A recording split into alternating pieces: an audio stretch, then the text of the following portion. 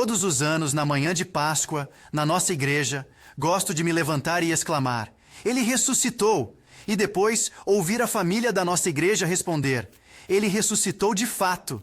A ressurreição de Jesus Cristo não é uma farsa, como o coelhinho da Páscoa. Não, está maravilhosamente enraizada na história e serve como uma das mais ricas provas da fé cristã. De fato, como cristãos, a nossa própria fé depende da realidade de saber se a ressurreição é ou não historicamente verdadeira. Paulo, o apóstolo, chegou a dizer: Se Cristo não ressuscitou, a vossa fé é vã e ainda estáis nos vossos pecados. Paulo admite prontamente que sem a ressurreição de Jesus Cristo, estamos apenas iludidos. Os céticos adoram ridicularizar, exclamando: É um mero conto de fadas. Mas será que é? Será que acreditar neste milagre do tamanho de Deus é mera fantasia? Ou será que aconteceu mesmo? Como disse um filósofo, para um Deus que é capaz de criar todo o universo, a estranha ressurreição seria uma brincadeira de crianças. No fim, não temos um problema de crença em milagres, mas um problema de crença em Deus. A questão é: poderia Deus ressuscitar Jesus dos mortos ou estará ele ainda no túmulo? Vamos descobrir. O cristianismo não só satisfaz as necessidades do seu coração, como também satisfaz as exigências do seu intelecto. Temos o privilégio de entrevistar o Dr. William Lane Craig, um dos maiores defensores da fé cristã do nosso tempo. Acredito que Jesus de Nazaré é a pessoa mais notável da história humana. As provas históricas apoiam firmemente a ressurreição de Jesus dos mortos. Cristo, e só Cristo, é o caminho da salvação. Neste estudo de 8 semanas, aprenderá o que significa ser um defensor da fé cristã. A lógica e a evidência devem ser os nossos guias. Todo o cristão precisa de estar preparado para dar uma razão para a esperança que tem dentro de si. Todos os cristãos precisam estar em guarda. Bem, estou ansioso por falar sobre a ressurreição contigo hoje, Bob. Também estou, Dr. Craig. O que vamos fazer é reunir alguns dos seus capítulos. Quem era Jesus e Jesus ressuscitou dos mortos. Mas não vamos gastar muito tempo com o capítulo Quem era Jesus? Francamente, vou apenas fazer a pergunta de forma resumida. Quem era Jesus? Ótimo. Penso que um dos desenvolvimentos mais notáveis nos estudos recentes do Novo Testamento é o fato de, cada vez mais, os estudiosos da Bíblia reconhecerem que Jesus de Nazaré, e refiro-me à pessoa histórica que realmente viveu, tinha uma autocompreensão radical, ou um autoconceito de quem era. É apoiado pela evidência histórica que Jesus de Nazaré acreditava ser o Messias judeu, há muito prometido, ou seja, o profetizado rei de Israel. Em segundo lugar, acreditava ser o Filho único de Deus, o que o distinguia de todo o resto da humanidade como o Filho ungido e especial de Deus. E, em terceiro lugar, ele acreditava ser o Filho do homem profetizado pelo profeta Daniel do Antigo Testamento. O Filho do homem não se refere à humanidade de Jesus, longe disso. O Filho do homem é esta figura humana divina profetizada no capítulo 7 de Daniel, que viria perante Deus e a quem seria dado todo o julgamento, autoridade e domínio sobre o mundo e as suas nações. E Jesus de Nazaré acreditava realmente que era este Filho do homem vindouro, profetizado por Daniel. Assim, Jesus de Nazaré tinha um autoconceito radical como o Messias, o Filho único de Deus e o Filho do homem profetizado. E foi crucificado por causa destas alegadas afirmações blasfemas, por instigação do Sinédrio Judaico, o tribunal superior que presidia o judaísmo naquele tempo. Passemos agora ao capítulo Jesus ressuscitou dos mortos? Como é que a compreensão de quem é Jesus nos ajuda a compreender a ressurreição? Compreender quem é Jesus estabelece o contexto histórico para interpretar o acontecimento da sua ressurreição dos mortos. Não foi um Zé Ninguém qualquer que ressuscitou dos mortos, mas sim Jesus de Nazaré, que foi crucificado por se ter colocado no lugar de Deus, afirmando ser o Messias, o Filho único de Deus e o Filho do homem. Se este homem ressuscitou dos mortos, então o Deus de Israel, que alegadamente foi blasfemado por Jesus, justificou publicamente essas afirmações de uma forma dramática e inequívoca. Assim, a ressurreição mostra que Jesus era, de fato, quem afirmava ser. Lembro-me de ter encontrado um artigo qualquer que falava das 100 coisas que mudaram o mundo. Acho que uma das coisas era o bacalhau. Que aleatório, não é? Muitas das coisas pareciam de fato, mas a ressurreição foi a única coisa que de fato mudou o mundo. Pensamos em pessoas como C.S. Lewis ou Josh McDowell, que eram céticos e partiram numa viagem de exploração, e depois de estudarem a ressurreição, convenceram-se de que Jesus Cristo era realmente quem dizia ser.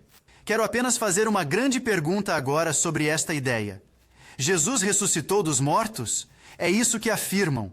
O que vamos fazer é olhar para alguns dos fatos que o Senhor apresenta. São 3. O primeiro fato é o túmulo vazio.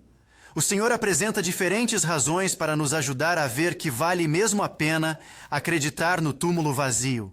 A primeira é que o Senhor diz que Jeus foi sepultado. Sim, isso é talvez surpreendente. Podem perguntar-se, como é que o sepultamento atesta o túmulo vazio?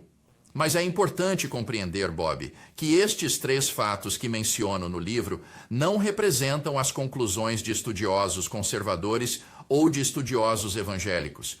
Representam a visão dominante da investigação histórica do Novo Testamento atualmente. É bastante chocante, francamente, que os fatos que sustentam a inferência da ressurreição de Jesus dos mortos sejam reconhecidos pela grande maioria dos historiadores do Novo Testamento de hoje. E o primeiro deles é o fato do túmulo de Jesus ter sido descoberto vazio no primeiro dia da semana seguinte à sua crucificação.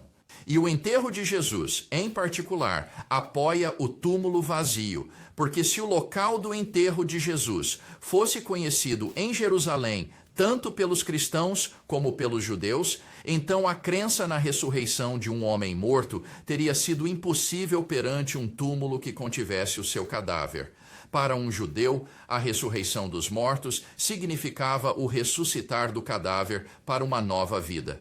E proclamar a ressurreição de Jesus diante de um túmulo ocupado teria sido um absurdo palpável em Jerusalém. Por isso, o fato de Jesus ter sido sepultado e o fato do local do sepultamento ser conhecido em Jerusalém é uma forte evidência de que, de fato, esse túmulo devia estar vazio na altura em que os discípulos começaram a pregar a sua ressurreição dos mortos. Bem, quando o Senhor diz que os estudiosos acreditam que este é o caso, não devemos pensar que isso significa que eles são cristãos. A maioria deles, certo? Não, estou falando da corrente principal dos estudiosos do Novo Testamento, e isto inclui coisas como estudiosos judeus. Por exemplo, pessoas como Geza Vermesh, Pinchas Lapid e outros que dirão que sim, que o túmulo vazio de Jesus é um fato histórico. Não sei como o explicar, mas reconheço que é um fato histórico. Assim, o primeiro passo na construção de um argumento a favor da ressurreição de Jesus é apresentar os fatos que devem ser explicados. A melhor forma de os explicar é outro passo, um segundo passo. E estes fatos são reconhecidos, mesmo por pessoas que não estão dispostas a dar o segundo passo, e a dizer que a melhor explicação é que ele ressuscitou dos mortos. Ora, Jesus foi sepultado, um fato que estamos analisando aqui. Outro elemento que o Senhor apresenta para dizer que o túmulo vazio é uma realidade são os relatos independentes do túmulo vazio. Este é um dos mais importantes testes de historicidade que os historiadores usam. Se tivermos 2 testemunhas independentes de algum acontecimento ou evento, das quais pelo menos uma é anterior à outra, então isso torna altamente provável que estas duas não tenham inventado isto independentemente, mas que estejam relatando um fato histórico real. Agora, no caso do túmulo vazio de Jesus, não temos 2 relatos independentes. Temos cerca de 5 ou 6 testemunhas independentes do fato do túmulo vazio de Jesus. E, portanto, O túmulo vazio tem bases históricas extremamente sólidas em virtude da atestação independente do fato do túmulo vazio. Porque se tivermos dois relatos independentes, qualquer outra coisa que analisássemos um erudito diria: "Uau, isso é ótimo." Só que nós temos 5 ou 6. Sim, quando os historiadores têm dois relatos independentes de um acontecimento, consideram-se muito afortunados, eles atingiriam um patamar histórico. E no caso do túmulo vazio, temos, como disse, entre 5 ou 6 relatos independentes. Como é que a simplicidade do relato de Marcos nos ajuda a mostrar que o túmulo vazio é realmente algo em que podemos confiar? A narrativa do túmulo vazio que se encontra no Evangelho de Marcos é geralmente reconhecida pelos estudiosos como sendo o relato mais antigo que temos do túmulo vazio. E isto é extremamente importante, porque quanto mais tardio é um relato, maior é a oportunidade de embelezamento de lenda e de reflexão teológica. E, no caso de Marcos, a narrativa é simples na sua simplicidade. As mulheres vão ao túmulo, encontram-no vazio, têm uma visão angélica e fogem do túmulo aterrorizadas. A ressurreição não é descrita. Não há qualquer reflexão teológica sobre a natureza da ressurreição ou sobre a saída de Jesus do túmulo.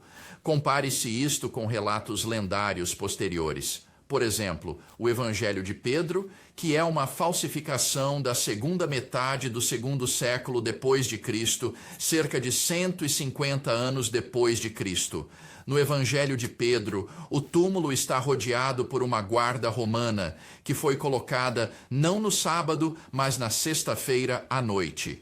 Além disso, está também rodeado por todos os escribas e fariseus que vigiam o túmulo e por uma grande multidão dos arredores que veio vigiar o túmulo. De repente, durante a noite, ouve-se uma voz que vem do céu, e vêem-se 2 homens descendo do céu.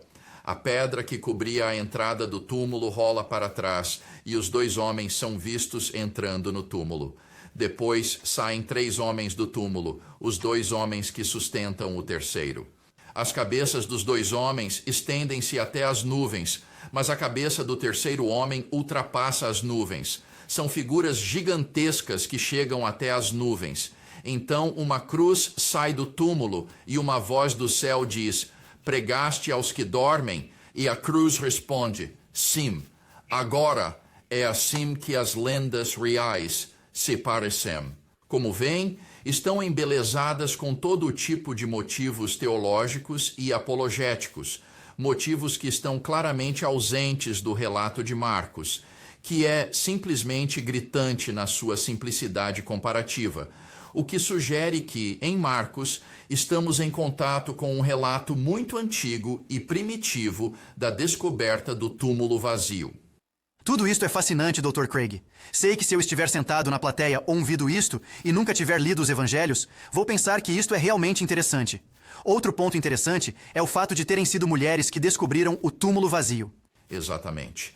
Na sociedade judaica do século I, as mulheres eram, francamente, cidadãs de segunda classe. Tratava-se de uma cultura pré-feminista e patriarcal e, em particular, o testemunho das mulheres não era considerado credível. Joséfo diz que as mulheres nem sequer deviam ser autorizadas a servir de testemunhas num tribunal judaico, devido à leviandade e à impetuosidade do seu gênero. Por outras palavras, as mulheres são imprudentes, cabeças de vento, vazias. Bem, agora, dado esse contexto cultural, como é notável que sejam as mulheres as descobridoras e principais testemunhas do fato do túmulo vazio. Qualquer relato lendário posterior teria levado os discípulos homens, como Pedro e João, a descobrir o túmulo vazio.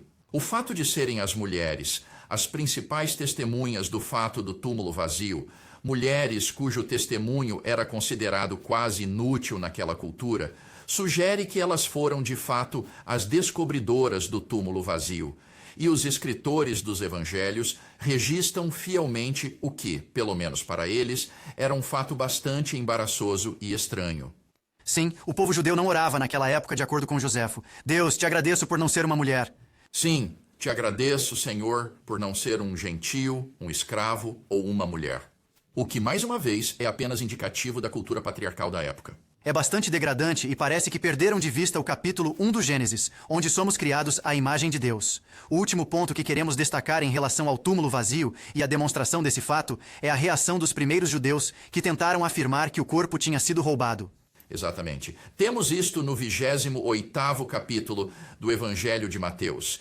E o que é importante na história de Mateus sobre o guarda do túmulo não é a historicidade do guarda em si. Pelo contrário, é esta pequena etiqueta incidental no fim da história que Mateus acrescenta. Ele diz que esta história se espalhou entre os judeus até ao dia de hoje. Então, o que é que os judeus diziam em resposta à proclamação dos discípulos? Ele ressuscitou dos mortos. Estavam dizendo: o seu corpo ainda lá está no túmulo. Ou então, estes homens estão cheios de vinho novo, são loucos. Não, o que eles estavam dizendo é que os discípulos vieram e roubaram o seu corpo. Agora pensem nisso. Os discípulos vieram e roubaram o seu corpo. A mais antiga reação judaica à proclamação da ressurreição foi, ela própria, uma tentativa de explicar por que é que o corpo tinha desaparecido. E, portanto, temos provas da historicidade do túmulo vazio que são absolutamente de primeira linha, porque não vêm dos cristãos, mas dos próprios opositores do movimento cristão primitivo, os próprios líderes judeus. Portanto, o primeiro fato é o túmulo vazio. Passemos agora ao segundo fato, que são as aparições post-mortem. Temos alguns exemplos que vamos explorar juntos. O primeiro é a lista de testemunhas oculares de Paulo em 1 Coríntios 15. Exatamente. Este é um ponto que é universalmente reconhecido entre os críticos do Novo Testamento atualmente, que os primeiros discípulos tiveram estas experiências de ver Jesus vivo depois da sua morte. E uma razão para a confiança dos historiadores neste fato é esta lista fornecida por Paulo em 1 Coríntios capítulo 15. O que os estudiosos descobriram é que Paulo não está escrevendo livremente, de próprio punho aqui. Esta passagem está repleta de características não paulinas, ou seja, indicações de que o que Paulo está fazendo aqui é, na verdade, citar uma tradição oral anterior que ele recebeu, como ele diz, e transmitiu aos seus convertidos na cidade de Corinto. E nessa tradição antiga é listado essas várias testemunhas dessas aparições da ressurreição de Jesus. E os acadêmicos dataram esta tradição como sendo tão antiga que remonta aos primeiros 5 anos após a crucificação de Jesus. Portanto, esta é uma prova que é extremamente imediata, demasiado imediato, para que tenha surgido uma lenda. E, portanto, é, como digo, universalmente reconhecido entre os estudiosos do Novo Testamento que os discípulos tiveram, de fato, estas experiências de ver Jesus vivo dos mortos. Podemos tentar explicá-las como alucinações de qualquer tipo, mas não podemos negar responsavelmente que essas experiências tiveram lugar. Vamos trazer os evangelhos como prova. Temos os 4 evangelhos e, independentemente, cada um deles mostra este acontecimento. Temos, em relação às aparições post-mortem, exatamente a mesma situação que vimos em relação ao túmulo vazio, nomeadamente múltiplas fontes independentes ou atestados do fato destas aparições post-mortem.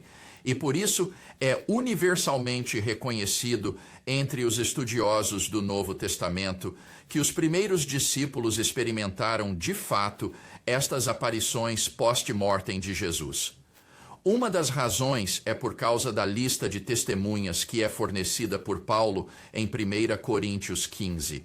Em 1 Coríntios 15, Paulo está citando uma tradição extremamente antiga que ele próprio recebeu, como diz, e depois transmitiu aos seus convertidos em Corinto. E com base nisso, temos boas razões para pensar que estas aparições ocorreram de fato. E muitas dessas aparições são também mencionadas de forma independente no Evangelho. Por exemplo, a aparição a Pedro é também mencionada no Evangelho de Lucas, numa tradição antiga que ele transmitiu. A aparição aos 12 discípulos é referida não só na tradição de Paulo, mas também de forma independente nos evangelhos de Lucas e de João. A aparição às mulheres é mencionada tanto no evangelho de Mateus como no evangelho de João. Portanto, temos várias histórias independentes destas mesmas aparições, o que dá aos historiadores do Novo Testamento a confiança de que estamos lidando com acontecimentos que realmente ocorreram. Portanto, até agora analisamos dois dos fatos da ressurreição de Jesus Cristo, o túmulo vazio, as aparições post-mortem, e depois o último ponto que o Senhor trouxe é: como descrevemos a origem da fé cristã sem contar com a ressurreição? É exatamente isso. Todos reconhecem que o cristianismo espalhou em meados do primeiro século. Mas o que é que deu origem a este movimento? Por que é que ele surgiu? A vida e os ensinamentos de Jesus não são suficientes para explicar isto, porque a sua crucificação colocou um enorme ponto de interrogação por trás de qualquer afirmação de que ele pudesse ser o Messias judeu, o Filho de Deus ou o Filho do Homem.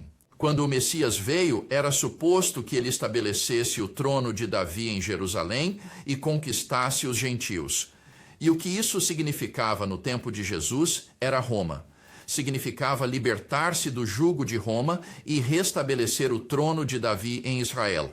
E é óbvio que ele não fez isso. Em vez disso, ele foi um fracasso. Foi executado como um criminoso comum. Então, como se explica a origem deste movimento cristão após a sua morte? Bem, os estudiosos são novamente unânimes em dizer que a origem do cristianismo deve o seu início ao fato dos primeiros discípulos terem, sinceramente e de repente, passado a acreditar que Deus tinha ressuscitado Jesus dos mortos e que, portanto, ele era, afinal, o Messias. Mas, como veem, isso só faz recuar a questão um pouco. Como é que se explica a origem dessa crença? O que é que levaria estes homens judeus a acreditar numa coisa tão pouco judaica e estranha como Jesus ter ressuscitado dos mortos? Não consigo pensar numa explicação melhor do que a que esses homens deram. Deus tinha mesmo ressuscitado Jesus dentre os mortos, e foi por isso que eles passaram a acreditar e a proclamar esse fato. Já analisamos estes três fatos, e está na hora de passarmos a algumas destas teorias fictícias que nos chegam. Mas, antes de o fazermos, o Senhor apresenta 6 critérios que nos ajudam a avaliar a validade dessas teorias. É isso mesmo. Se já estabelecemos os fatos sobre Jesus que clamam por explicação, nomeadamente o seu túmulo vazio, as suas aparições post-mortem, a origem dos discípulos, a crença na sua ressurreição, agora a questão que precisa de ser levantada é: qual é a melhor forma de os explicar?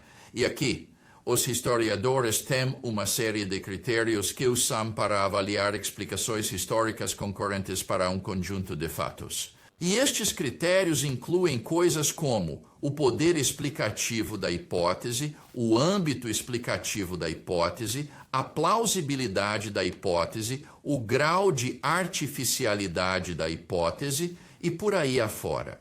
E estou convencido, Bob, de que quando se pesam as explicações concorrentes destes 3 fatos que foram oferecidos, aquilo a que chamo a hipótese da ressurreição, ou seja, a hipótese de Deus ter ressuscitado Jesus dos mortos, passa nestes 6 critérios muito melhor do que qualquer uma das teorias rivais e, portanto, deve ser preferida como a melhor explicação destes fatos.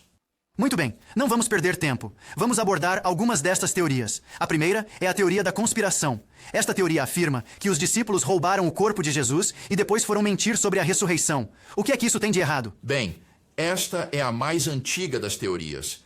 Já é mencionada no Evangelho de Mateus e foi a queridinha dos deístas durante os séculos 17 e 18. Um dos problemas desta teoria é a sua plausibilidade, penso eu. É incrivelmente anacrônica, ou seja, olha para a situação dos discípulos através do espelho retrovisor da história cristã, e isso é ilegítimo. É preciso olhar para a situação dos discípulos através das lentes de um judeu do século I, E quando se faz isso, a última coisa no mundo em que eles teriam acreditado ou pensado era na ideia de que Jesus tinha ressuscitado dos mortos. Para um judeu, a ressurreição só tem lugar no fim do mundo, quando todos ressuscitarão dos mortos. Nunca tem lugar na história para um indivíduo isolado. Além disso, o Messias devia, como já disse, estabelecer o trono de Davi em Jerusalém e não ser executado como um criminoso comum.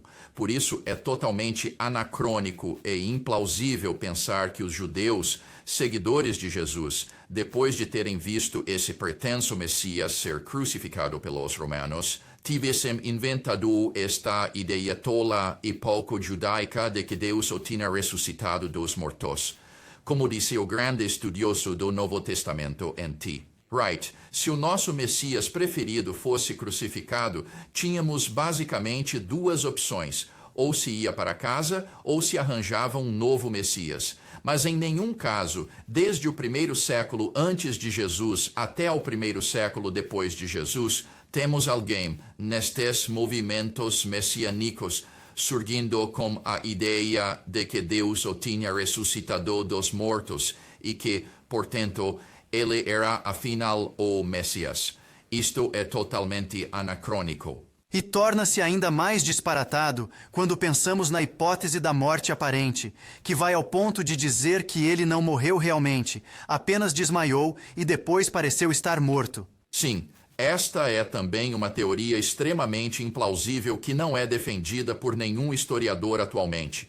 Quando se olha para os rigores da crucificação de Jesus, a sua flagelação e morte, que foi tão graficamente retratada, como sabem, no filme de Mel Gibson, A Paixão de Cristo, então é simplesmente absurdo pensar que, mesmo que não estivesse morto na altura em que foi colocado no túmulo, teria morrido quase imediatamente sem cuidados médicos drásticos. E depois, a ideia de que poderia escapar de um túmulo selado e fechado com uma enorme pedra e convencer os discípulos de que tinha ressuscitado dos mortos, o vencedor da morte e o Senhor ressuscitado, é simplesmente absurda. Um Jesus meio morto que se arrastava para fora do túmulo desesperadamente, precisando de ligaduras e de cuidados médicos, só os teria levado a pensar que tinha conseguido escapar do carrasco e não que era o glorioso Senhor ressuscitado. Sim, ter sido espetado e posto de lado, ter sido embrulhado em roupas de enterro. Quero dizer, é uma hipótese ridícula. E a hipótese do corpo deslocado? O que é que ela ensina? Bem, esta era uma teoria que foi lançada por um estudioso judeu nos anos 29. Ele sugeriu que talvez José quisesse colocar Jesus no seu próprio túmulo temporariamente, e mais tarde transferiram o corpo para um cemitério comum de criminosos, de modo que quando as mulheres chegaram ao túmulo, o corpo já tinha sido transferido e elas estavam no lugar errado. Bem, penso que isto é, mais uma vez, extremamente implausível. Os regulamentos judaicos exigiam que o corpo fosse enterrado imediatamente, no mesmo dia em que a pessoa morresse, e que, uma vez enterrado, não poderia ser movido, exceto um ano depois, quando os ossos seriam recolhidos e colocados no túmulo da família, de modo que isso seria novamente totalmente contrário às práticas judaicas. E, claro, se as mulheres tivessem ido ao túmulo errado, as autoridades judaicas estariam ansiosas por chamar a atenção para o fato e dizer: discípulos, vejam, aqui está o corpo dele no cemitério dos criminosos. Vocês só foram ao túmulo depois de José ter mudado o corpo de lugar e, assim, o movimento cristão teria sido rapidamente extinto. E a hipótese da alucinação? O que é que dizemos a isso? Que estas pessoas estavam apenas alucinando. Estavam passando por um grande sofrimento e estavam sofrendo. Não é que Jesus tenha realmente ressuscitado dos mortos. Estão apenas tendo uma experiência alucinatória. Bem, esta teoria tem uma série de problemas com os critérios que mencionei. Para começar, tem um âmbito explicativo demasiado restrito. É uma tentativa de explicar as aparições de Jesus, mas não diz absolutamente nada para explicar o fato do túmulo vazio, e por isso, para explicar o túmulo vazio, teríamos de juntar uma hipótese adicional à hipótese da alucinação para explicar todo o âmbito da evidência. Por isso, falha, por ter um âmbito explicativo demasiado restrito. Também não explica muito bem a origem da crença dos discípulos na ressurreição de Jesus, porque, dado o seu estado de espírito judeu do século I, se os discípulos projetassem alucinações de Jesus, teriam visto Jesus em glória no seio de Abraão. É aí que os mortos justos vão esperar pela ressurreição no fim da história, no dia do juízo final. Mas as alucinações de Jesus na glória não teriam levado à crença na sua ressurreição. No máximo, teriam levado à crença de que Jesus havia sido levado para o céu ou transladado para o céu por Deus, e que era lá que eles o viam. E então, simplesmente esperariam com anseio e expectativa pelo dia final da história, quando eles e todos os justos mortos de Israel estariam unidos a Jesus no reino de Deus. Mas eles não teriam inventado essa crença não judaica de que ele já havia ressuscitado dos mortos. Portanto, mesmo tendo em conta as alucinações, isso não explica muito bem as provas. E depois, claro, toda a questão é: será a hipótese da alucinação em si uma explicação plausível? Não me parece que seja. As aparições da ressurreição ultrapassam tudo o que se encontra nos livros de casos psicológicos sobre experiências alucinatórias. É realmente muito pouco análogo às alucinações. Para obter algo comparável às aparições da ressurreição, é preciso juntar histórias independentes de alucinações e tentar juntá-las todas, e não há nada análogo a esta série de aparições da ressurreição nos livros de casos psicológicos sobre alucinações. Outro farsa sobre a qual li: a farsa do irmão gêmeo, em que Jesus tem um irmão gêmeo, e no nascimento são separados, e por acaso esse irmão gêmeo aparece no momento em que Jesus é crucificado e olha e vê uma imagem espelhada de si próprio, e depois de Jesus morrer, escondeu seu corpo para ir proclamar: ressuscitei. Às vezes penso que não é mais fácil acreditar na prova do que inventar tanto. Tem razão, exatamente. Esta é uma das teorias que não cumprem o critério de ad hoc ou artificialidade. É obviamente inventada para tentar encaixar as provas. Não temos nenhuma prova independente para nenhuma destas hipóteses de que Jesus tinha um irmão gêmeo, que foram separados desde o nascimento, que ele voltou na altura da crucificação.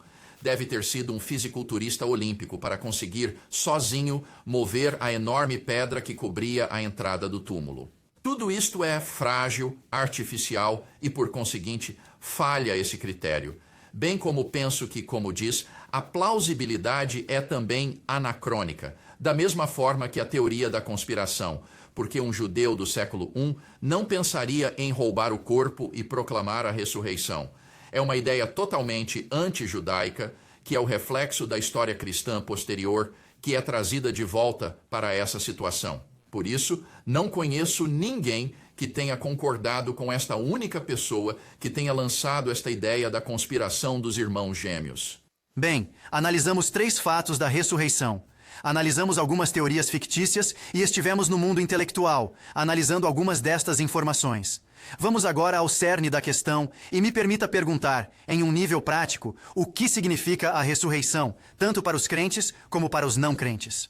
A ressurreição de Jesus, se realmente ocorreu, está repleta de significado, tanto a nível teológico como pessoal.